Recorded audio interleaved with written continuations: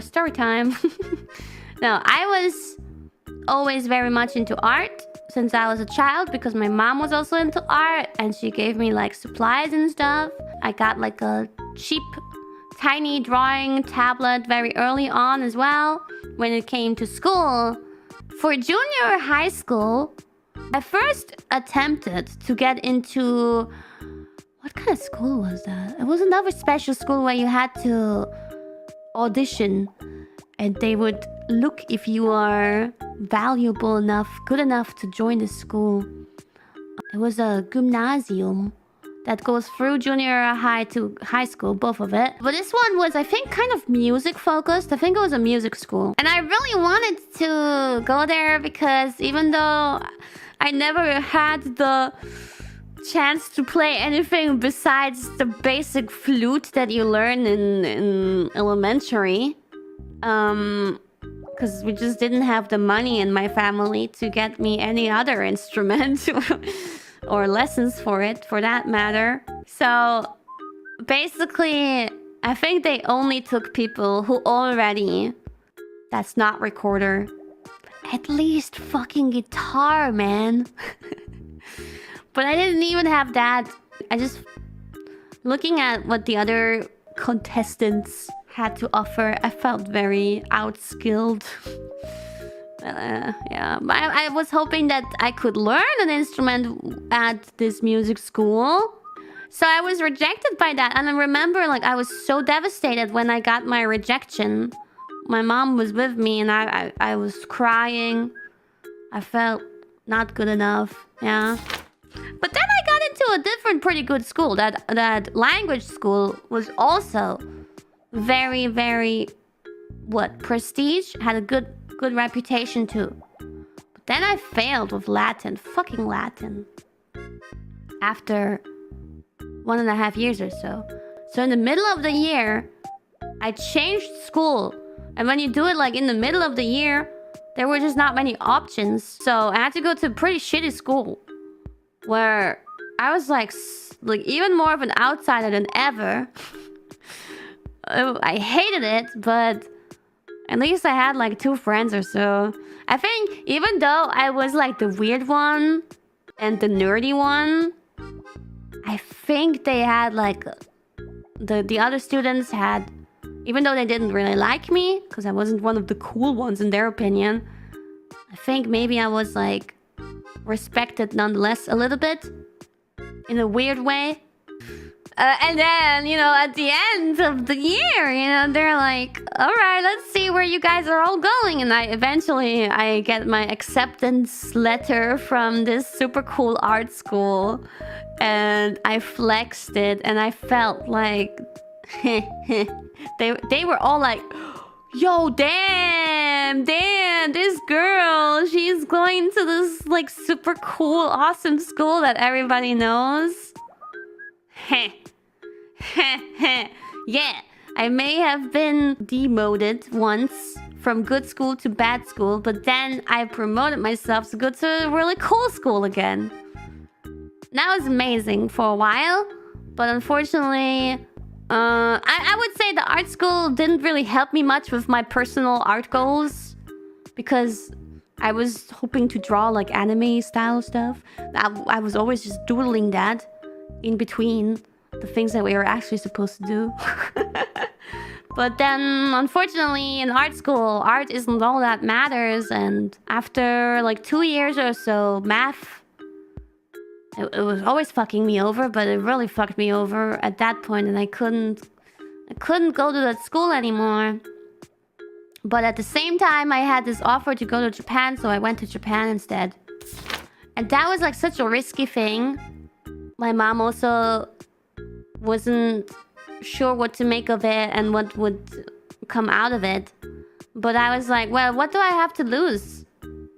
What do I have to lose at this point? Like, man, I can't continue going to my dream school. Fucking sucks. I feel like a failure. So let's go to Japan. I went to Japan. I did my thing there for a while.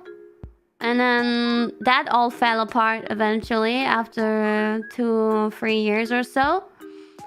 I'm telling my life story now. That fell apart. Unfortunately, not really my fault though. And so I had to go back to Austria. I was fucking depressed. And I had nothing. I had no home. I had no friends. I had no job. I had no school. I had nothing. I had no money. I had no furniture. Nothing. I had to build everything up from zero. Got myself a shitty apartment really quickly. Got myself an apprenticeship really fast in a hotel. They accepted me immediately because of my language skills, at least. Yeah, zendosu. That was the lowest point, yeah. One of the lowest points in my life. But I worked myself back up. And I did this shitty apprenticeship where you earn basically nothing for 3 years. Lived in my own apartment. And yeah, worked really hard to make a living. And I finished the apprenticeship. And then I said, fuck this city. I'm out of here to work a little bit long. In between, that was actually after I finished the apprenticeship. That's when I auditioned for Lufthansa. Got accepted by Lufthansa. Thought that this was finally me promoting myself again in life.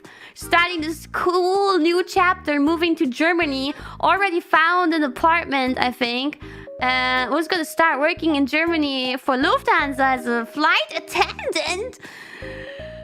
And then shortly before my training would start, I got the result from my health check and was told I failed. Yeah? And then I was like, well, fuck. Okay, I guess whatever, fuck it. Sad. I really liked the idea of doing that, but okay.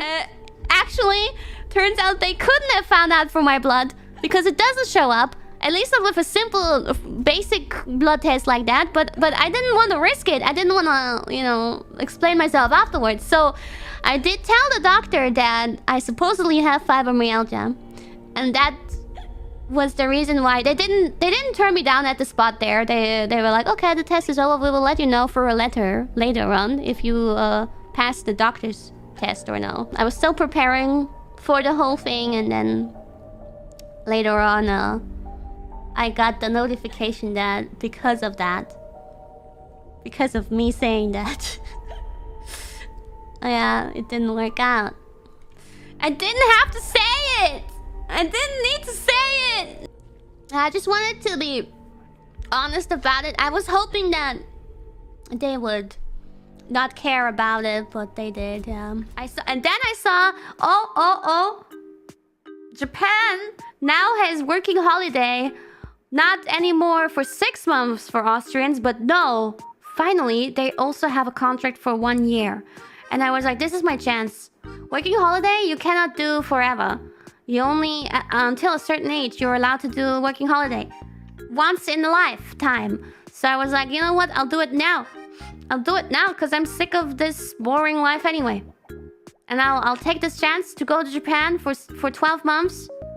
Because there's so many things I still wanted to do in Japan last time I lived there that I couldn't accomplish. And I felt like I always left this book open in the middle of a chapter, and I didn't finish writing it, and I wanted to finish writing it, even if I changed direction a little bit. Still, doesn't matter. I need to finish this book of my life.